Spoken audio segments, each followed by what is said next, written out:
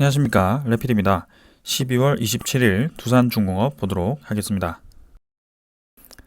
네, 먼저 증시 보겠습니다. 코스피 0.4%, 코스닥 0.4% 정도죠. 네, 상승했습니다.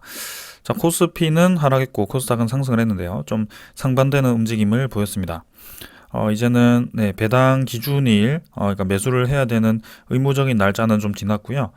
배당 유입이 이 되는 것은 이제 끝난 것으로 보입니다. 그래서 사실상 올해는 뭔가 산타랠리가 없었던 것으로 생각이 되고요. 내년 초에 그리고 이후에 어떻게 움직일지가 중요할 것 같습니다. 그래서 이제는 12월 28일까지가 배당 기준일이기 때문에 그때 이후인 12월 29일부터 배당 기준일을 위해서 매수했던 매수세가 다시 한번 매도세로 이어질 가능성이 크기 때문에 거기에 대해서도 생각을 좀 하셔야 될 것 같습니다. 자, 오늘은 이제 화이자 이 경구용 치료제가 승인이 되면서 거기에 대한 그런 관련주들이 좀 상승을 했고요. 화이자 경구용 치료제 때문에 관련 백신주들이 상승을 했지만 또 경쟁하고 있는 백신 종목들은 하락을 좀 했고요. 이제는 치료제가 본격적으로 보급이 좀 됨에 따라서 이런 코로나가 좀 안정화가 된다면 경기 회복에 또 좋은 신호탄이 될 수도 있을 것 같습니다. 자, 일단 수급 자체는 기관, 외국인이 둘 다 매수를 좀 했습니다. 그래서 코스피 같은 경우는 뭐 계속해서 그 자리를 계속 맴돌고 있는 모습이고요. 큰 변화 없이 이번 올 한해도 마무리를 할 것 같습니다. 그래서 일단 3천선 부근에서 계속 왔다 갔다 하고 있고요. 하락세는 확실히 멎었으나 뭔가 특별한 상승세 자체는 보이지는 않고 있습니다. 네. 자, 그래서 이제 코로나가 좀 잠잠해지고 좀 어떤 그런 환율이 좀 안정화되었을 때, 네, 그런 움직임이 좀 확실히 그 경기 회복주 종목 위주로 좀 대형주 위주로의 다시 상승세가 나올 수 있을 것 같은데요. 한번 지켜보겠습니다. 네. 그래서 뭐 거의 비슷한 자리이기 때문에 특별한 설명 없이 넘어가겠습니다. 수급 자체는 기관, 외국인 둘 다 매수를 계속 해주고 있고요. 특히 금융투자가 계속 매수를 좀 해주고 있는데 금융투자 매수세는 뭐 크게 중요하진 않습니다. 하지만 외국인 투자자의 계속되는 매수세는 이어지고 있다. 뭐 나쁘진 않게 보고 있고요. 코스닥 같은 경우는 네, 세기형 수렴형 패턴을 계속 그리고 있습니다. 그래서 저점도 높아지고 있고 고점 자체도 좀 낮아지고 있는데요. 이쯤 해서 이제 좀 움직임이 나와야 되는 구간이기 때문에 거기에 대해서 한번 움직임을 지켜볼 필요가 있겠습니다. 그래서 21선과 241선이 좀 모인 지점에서 한번 네, 어디로 움직이는지 주목할 필요도 있을 것 같고요. 기술주들이 좀 많이 모여있는 이 지수다 보니까 거기에 대해서도 한번 힘을 받을 가능성도 있습니다. 그래서 최근에는 기관 투자자와 외국인 투자자가 둘 다 양매수를 계속 진행을 하고 있기 때문에 한번 네, 지켜볼 필요가 있다라고 생각이 됩니다. 환율 같은 경우는 1187원으로 뭐 크게 움직임은 없었습니다. 그래서 마찬가지로 환율도 세기형으로 좀 모이고 있는 지점이고요. 1180원, 1170원 뭐 이렇게 계속해서 1100원 후반대를 유지를 하고 있습니다. 그래서 그만큼 고환율이 계속 유지가 되고 있고요.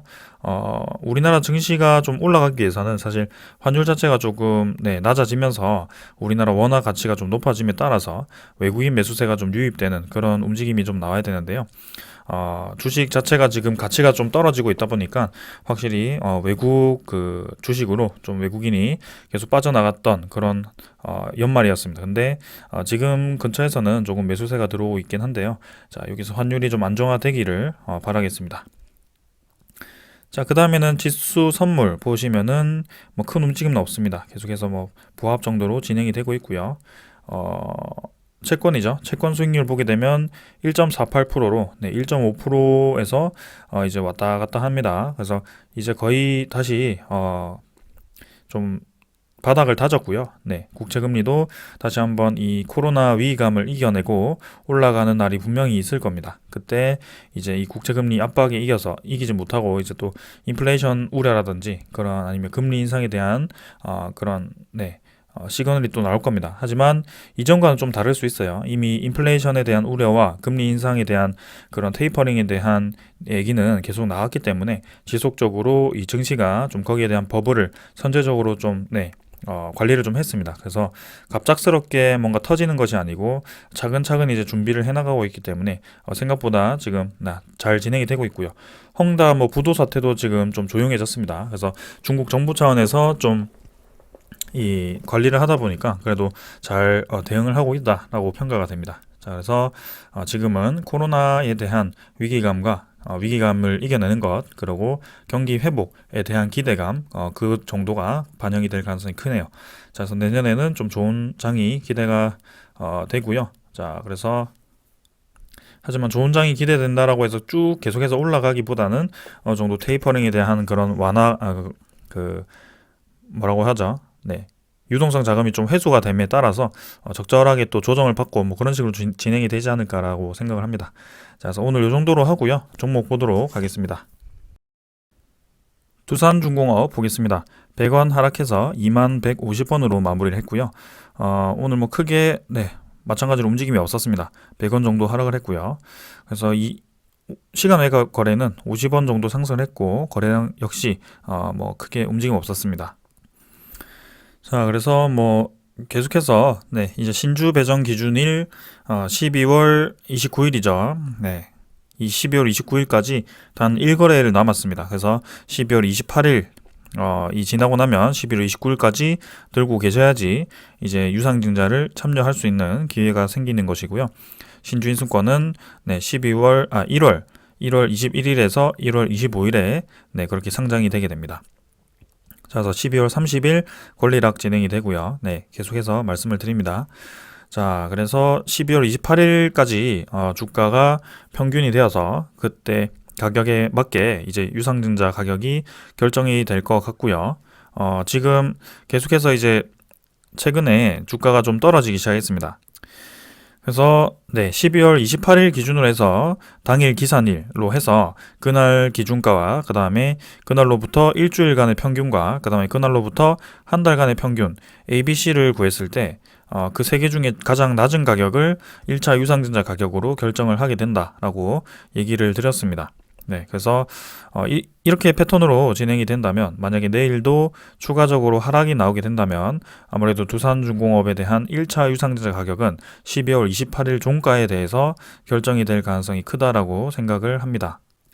그래서 기준 가격이 2만원의 초반대가 될 가능성이 크고요. 그렇게 되면요. 그래서 거기서 뭐 0.8 곱하기 나누기 1.03이죠. 그렇게 진행했을 때 한 1조 3천억 정도가 뭐 될 것 같습니다. 그래서 뭐 크게 문제가 없이 진행이 된다라는 점. 뭐 1차 유상증자가 뭐 그렇게 잡혔다라고 해서 사실 유상증자 가격이 그렇게 확정이 되었다라고 보기가 어려운 것이 보통은 이제 권리락 이후에 주가를 상승시키기도 하고요. 그리고 신주 기준일에 이제 주가가 좀 하락하기는 하지만 신주 상장 때요. 그 전으로 이제 주가가 좀 하락하기도 합니다.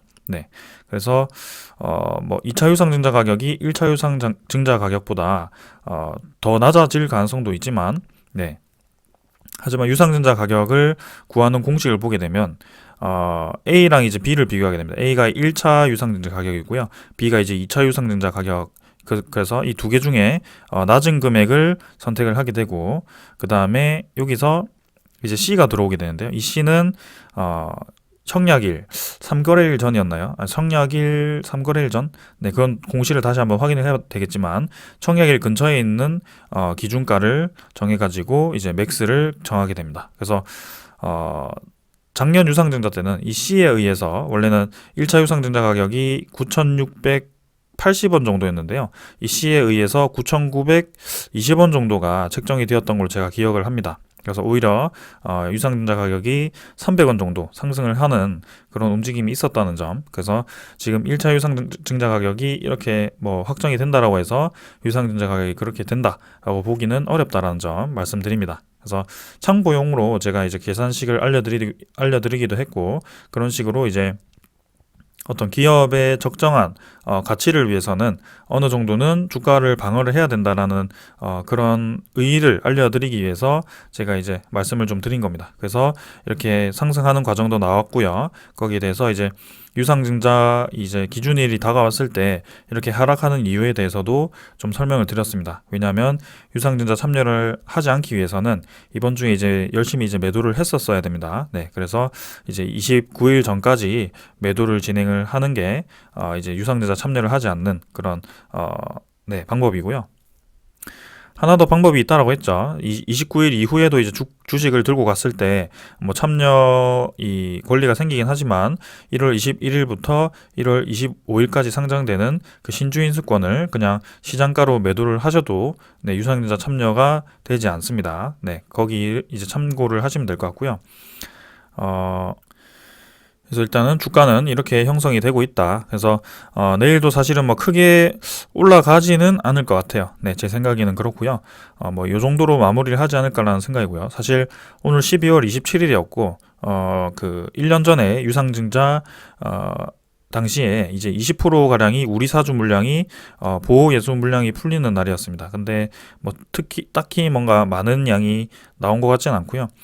결국에는 유상증자 참여를 하기 싫은 그런 사원들이 매도를 하는 그런 날이었을 것 같습니다. 그래서 뭐 제가 말씀드렸지만 외국인 투자자라든지 기관 투자자들은 이런 뭔가 매물이 나올 것 같은 그런 날에는 공격적으로 매수를 해주지 않습니다. 결국에는 낮은 가격에 받쳐주면서 그 던지는 매물을 다 받아먹는 형식으로 진행이 될 거고요. 그래서 특히 이제 유상증자 기준 가격 그죠 결정 과 그다음에 유상증자 기준일 아니 그 신주 배정 기준일 전에는 이런 식으로 좀 진행이 되곤 합니다. 그래서 참고를 하시면 좋을 것 같고요. 이런 식으로 진행되다가 이제 권리락 12월 30일쯤에 한번 반등을 하지 않을까 네, 그런 생각을 합니다. 그래서 이런 쌍바닥 형태를 좀 그리고 21선 추세를 돌리면서 자 그래서 한 3월 지나가지고 4월까지는 좀 여유롭게 마음을 가지시는 게 좋을 것 같고요. 그 중간에 이제 뭐 원전 소식이라든지 그런 좋은 소식이 났을 때 또 예상치 못한 그런 상승이 나올 수도 있으니까 네, 그렇게 좀 방향을 보시면서 대응을 하시면 좋을 것 같습니다. 자, 그래서 뭐 계속해서 말씀드리면은 241선을 웬만해서는 아래로 네, 뚫고 내려가지는 않을 거라고 저는 생각을 하고 있고요. 이런 전체적인 추세는 계속 지키면서 진행을 할 가능성이 큽니다. 네. 그래서 월봉도 이제 옆으로 횡보를 좀 하고 있는데요. 한번 내년에 그런 원전 소식과 함께 또 올라가기를 바라겠습니다. 자, 그 다음에는 이제 투자자 보겠습니다. 오늘 기관 투자자가 82,000주 매도했고요. 외국인 투자자는 43만 주죠. 네, 매수를 했습니다. 기관 투자자 중에는 뭐 금융 투자가 20만 주 정도 매도하면서 좀 많이 매도를 했는데 나머지 이제 사모펀드라든지 연기금, 뭐 보험 투자자는 매수를 좀 했습니다. 보험 투자자, 투신 투자자는 연말 좀 들어가지고 매도를 조금씩 하지만 사실 뭐 크게 많은 양을 매도했다라고 보기는 어렵고요. 어느 정도 관망을 하고 있다라고 보는 게 맞을 것 같습니다. 그래서 그동안 열심히 매수하던 그 매수세는 조금 이제 멈춘 채로 진행을 하고 있고요. 연기금 투자자도 마찬가지로 뭐 매도했다가 매수했다 이런 식으로 좀 진행을 하고 있습니다. 그래서 마찬가지로 관망을 좀 진행을 하고 있다라고 보시는 게 맞을 것 같습니다. 그래서 일단 지분 자체는 많이 늘려놨기 때문에 이제 유상증자 참여를 통해서 그 추가로 받을 수 있는 그런 주식 수가 또 늘어나겠죠. 거기에 대해서 또 계속해서 늘려가기에는 조금 네, 그런 비중 조절을 하는 것 같습니다. 그래서 내년에 이제 신주 배정 기준일 뒤에 이 연기금 투자자의 움직임이라든지 그런 나머지 기관 투자자의 움직임이 어떻게 될지 지켜보는 것도 좋을 것 같습니다. 사모펀드 같은 경우는 최근에 또 매수를 하네요. 자, 그래서 외국인 투자자가 이제 연말 들어서 공매도라든지 대차 잔고를 좀 상환을 하면서 계속 매수세를 이어가고 있다. 뭐 이 정도로 보입니다. 자, 그다음에 지금 시간이 조금 일러가지고 공매도 잔고는 생략을 좀 하도록 하겠습니다. 뭐 1360만 주 정도로 좀 진행이 되었었고요. 그다음에 두산중공업에 대한 소식 종목 상세도 마찬가지겠죠. 네, 지금 아직 합계가 되지 않았습니다. 그래서 나중에 내일 다시 진행을 하도록 하겠습니다. 대차잔고도 마찬가지고요. 대차잔고는 아직 뭐 소식은 없을 것 같은데요. 네, 별로 소식이 없네요. 자, 그래서 다 넘어가도록 하겠습니다. 자, 그래서 제가 아까 켜놨던 이 종목 중에 하나가 두산중공업의 1WR 종목이 있는데요. 여기에 대해서 좀 물어보시는 분들이 많습니다.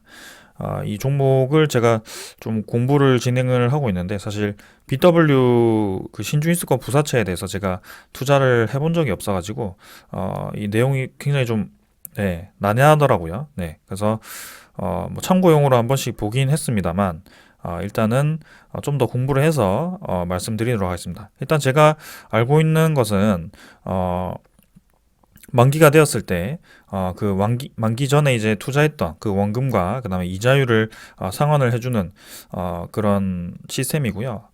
일단 두산중공업의 1WR 이 부사채는 또 채권과 이제 이 권리가 분리가 되어 있어 분리형이기 때문에 이 신주인수권을 그 주식으로 변환을 하더라도 채권에 대한 권리는 그대로 있다라는 점이죠. 그래서 거기에 대한 이자는 계속 받을 수 있다라는 것 같습니다. 그래서 일단은 네, 그 신주인수권을 이제 본주로 바꿀 때 혹은 그다음에 신주인수권 부사채가 지금 이제 일정 기간마다 리픽싱이라고 해서 네, 새로 이제 조정이 되긴 합니다. 가격이 그게 공시를 제가 확인했을 때 내년 2월이었나요? 한번 이제 조정이 되는 것으로 알고 있는데 거기에 대해서도 좀 생각을 해봐야 될 것 같습니다. 네, 그래서 그런 가격에 따라서 이제 이 신주인수권 부사채 가격이 또 결정될 수도 있고, 네, 움직일 수도 있기 때문에 일단 만기 자체는 내년 4월 4일까지고, 그 금액을 납입해주는 날짜가 아마 5월 4일까지로 제가 알고 있습니다. 그래서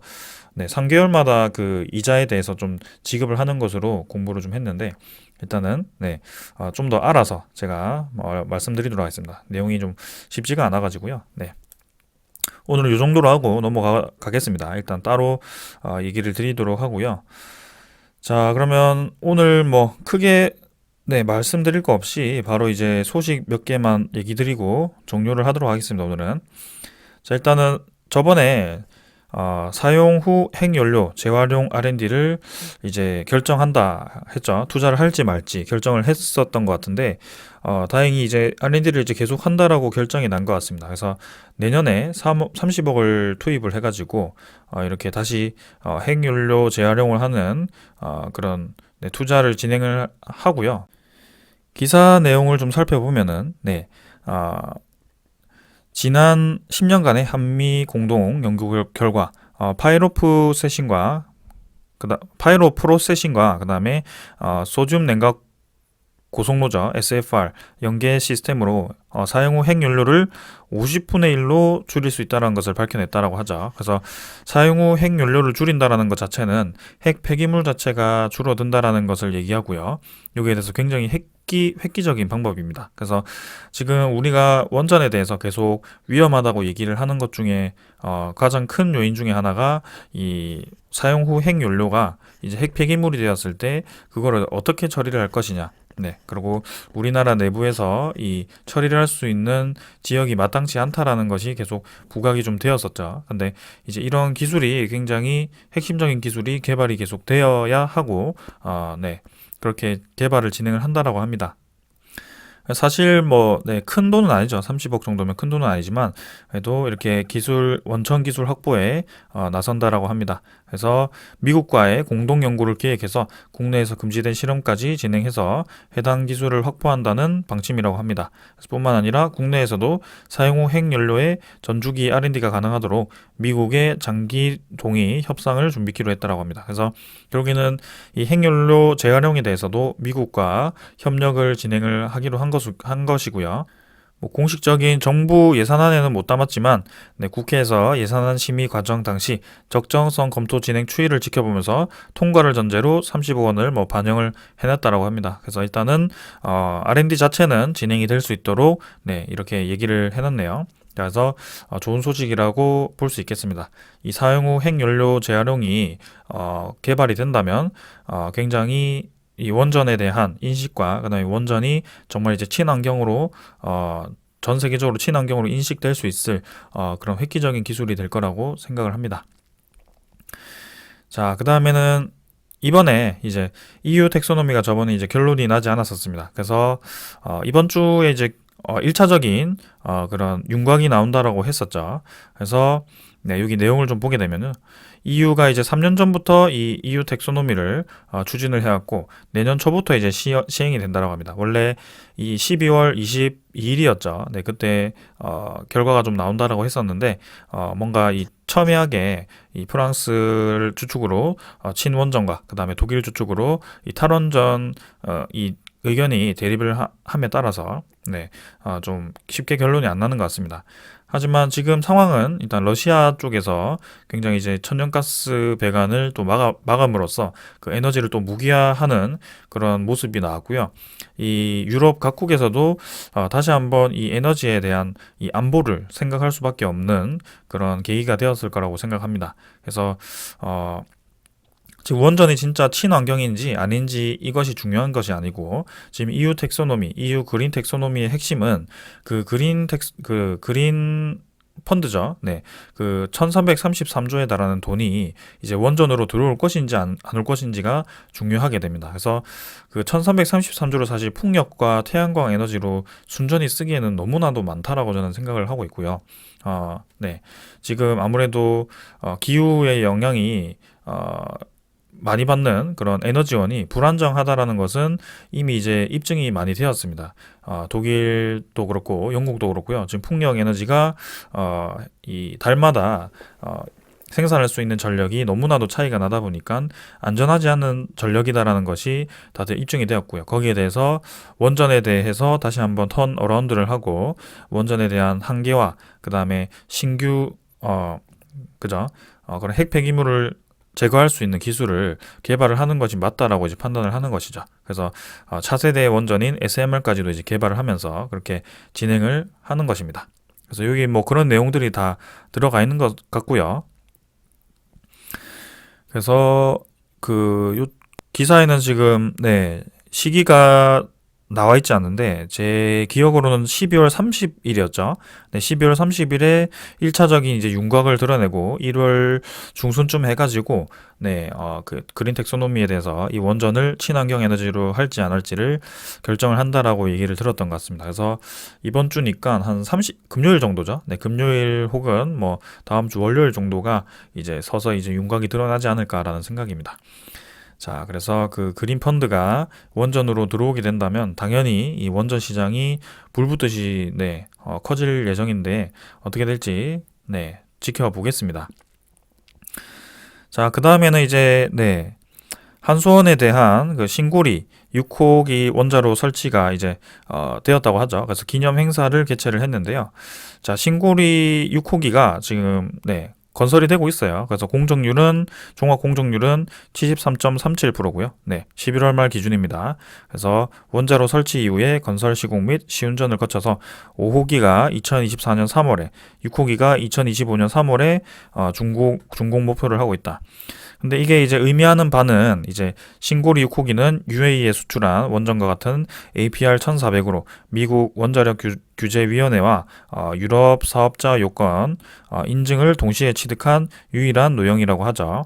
그래서 이게 핵심이고요. 지금 체코 원전이라든지 폴란드 원전에 이 납품하고자 하는 APR 1400이죠. 네. 체코는 1400이 맞고 폴란드가 1000이었나요? 제가 갑자기 기억이 안 나는데 아무튼 1400 규모를 지금 수주를 열심히 어필을 하고 있는데 여기에 대해서 또 신고리 5, 6호기를 이렇게 성공적으로 원자로 설치까지 진행함으로써 또 이 기술을 한 번 더 입증을 하는 UAE에 이어서 또 추가적으로 입증을 하는 그런 사례가 되었습니다. 그래서 지금 체코라든지 폴란드 원전이 상당히 이제 그 프랑스라든지 미국 원전에 대비해서 가격 경쟁력이 높다라고 저는 알고 있습니다. 지금 폴란드도 그렇고 30% 정도가 지금 우리나라가 이 가격이 싸다라고 합니다. 그래서 체코라든지 폴란드 입장에서는 사실 굉장히 메리트가 있는 것이죠. 하지만 이 가격만 따지고 사실 뭐 하기에는 아무래도 그런 국가적인 그런 협력 관계도 좀 있어야 되기 때문에 원전뿐만이 아니고 산업의 전방위를 이제 협력을 하는 차원이라면 이제 원전과 뭐 더불어 뭐 다른 뭐 2차 전지라든지 반도체라든지 그런 것도 이제 추가적으로 협력 이 안으로 이제 내놓지 않을까. 혹은 이제 원전 건설에 대한 비용을 일부를 이제 지원을 해달라는 뭐 그런 폴란드가 이제 그렇게 얘기를 하고 있죠. 그래서 우리나라도 뭐 이제 펀드 같은 거, 뭐 한국 수출 무역 협회인가요? 거기서 이제 돈을 좀 대줘야 되는 그런 입장이기도 한데요. 아무튼 지금 이렇게 좋은 사례로 또다시 그 기술력은 입증을 하고 있는 상황입니다. 그래서 좋은 방향으로 진행이 될 거라고 생각을 하고 있고 이제 내년이면 체코와 폴란드 이 원전도 구체적인 이 윤곽이 드러날 것으로 보입니다. 그래서 오히려 저 폴란드 원전 같은 경우는 이제 입찰 지원서를 내고 나서 빠르게 이제 진행이 되지 않을까. 2024년이었 6년이었나요? 네, 그때부터 이제 착공이 시작되기 때문에 생각보다 일정이 빠듯합니다. 그래서 원자로라든지 이런 거 주기기를 제작하고 하기 위해서는 선제적으로 빨리 이제 발주가 나야 되기 때문에 거기에 대해서도 이제 일정이 촉박하기 때문에 폴란드 원전도 빠르게 진행될 가능성이 크다. 그리고 이제 뭐 이집트 카이로 원전은 지금 이제 2차 측 시공을 맡고 있는데 거기에 대한 소식은 아직까지는 뭐 별다른 소식은 없습니다. 그래서 그 소식은 나오는 대로 전해드리도록 하고요. 자, 그다음 마지막 소식입니다. 자, 5년간 원자력 사업에 2.7조를 투자를 한다. 해체와 SMR 신시장을 개척을 하겠다라는 이제 두 기사가 나왔고요. 자, 드디어 이제 정부가 좀 나서네요. 원자력 안전 강화 및 원전 해체, 그 다음에 소형 모듈 원자로 SMR 등 핵심 기술 확보를 위해서 내년부터 5년간 2조 7천억 원을 투자를 한다. 정부는 27일 정부 서울청사에서 김부겸 국무총리를 주재로 이렇게 제10회 원자력 진흥위원회를 열고 이런 내용을 중심으로 한 제6차 원자력 진흥 종합계획을 확정을 했다라고 밝혔다라고 합니다. 자, 이게 사실은 갑작스럽게 탈원전에서 이렇게 기류를 좀 바꾸는 그런 움직임이긴 하지만 이렇게 투자를 한다니까 반갑긴 합니다. 네, 그래서 2조 7천억 원을 5년 동안 투자를 한다라고 하고요. 계속해서 강조를 드렸던 원자력 산업을 전체를 죽이기보다는 이렇게 원전에 대한 문제점을 보완할 수 있는 R&D는 계속 진행을 해야 된다. 네. 그리고 새로운 SMR 기술에 대해서 우리가 선점을 해야 되기 위해서 계속해서 공격적으로 개발을 해야 된다라는 것을 이렇게 또 반영을 한 것 같습니다. 네. 자, 그래서 이제 선거가 다가왔는데 그거를 의식하고 이렇게 그냥 단순히 얘기만 하는 것이 아니고 좀 실천을 하는 방향으로 갔으면 좋겠습니다. 네. 그래서 첨단 융합 기술을 활용해서 향후 60여년간 운영될 가동원전의 안전성을 극대화하고 미래 세대의 환경 부담 완화를 위해서 방사성 폐기물의 안전관리 기반을 마련을 하기로 했다. 네. 그래서 가동원전 안전 관련 연구 개발에 6,424억 원, 그 다음에 사용 후 핵연료 저장, 그 다음에 처분 연구 개발에 4,300억 원을 투자를 한다. 그 나머지는 이제 SMR에 이렇게 투자를 하겠죠. 그래서 이런 기사가 났다는 것 자체가 이제는 어느 방향이든 간에 결국에는 지금 원자력에 대해서 주목을 하는 상황이 되었고요. 지금 단순히 탈원전이라고 계속 원전을 없애는 방향으로 가기에는 이제는 무리가 있다라는 거죠. 네, 거기에서도 이제 인정을 하고 이렇게 얘기를 좀 진행을 하는 것 같고요. 전 세계적인 트렌드는 확실히 원자력에 대한 차세대 원자력이라든지 그렇게 좀 넓혀가는 그런 방향입니다. 네. 그래서 지금 이제는 에너지 갭을, 석탄에 대한 에너지 갭을 줄이기 위해서는 확실히 원자력이 필수적이고요. 네. 그리고 앞으로의 그 전기적인 수요가 지금과는 비교할 수 없을 정도로 커질 가능성이 큽니다. 네. 이제는 모든 게 전기화, 자동화가 되기 때문에 그렇게 돼서 수요에 대해서 감당하기 위해서는 이렇게 안정적인 에너지원이 필요하다. 그래서 그 문제점을 계속 추상적으로 얘기를 하면서 이걸 없애야 된다라고 말하기보다는 이런 식으로 이제 실천을 하는 것이 맞는 거죠. 네. 일단은 좋은 소식이 나왔습니다. 네. 그래서 여러분들 내년에는 대선이 있긴 합니다만 그 결과에 대해서는 저도 잘 모르겠습니다. 근데 결국에는 원전은 지금 좋은 방향으로 가고 있고 그 중심에 있는 두산중공업 한전기술 이런 종목들 있죠. 그런 종목들은 좋은 방향으로 좀 진행되지 않을까 저는 생각을 합니다. 그래서 2022년이 이제 본격적인 원전에 대해 시장이 확대되고 제2의 원전 전성 시대가 올 수 있는 교두보 역할을 하는 그런 해가 되지 않을까라는 생각을 하고 있고 거기에 대해서 이 종목들이 에너지 관련 종목들이 움직일 거라고 생각을 합니다.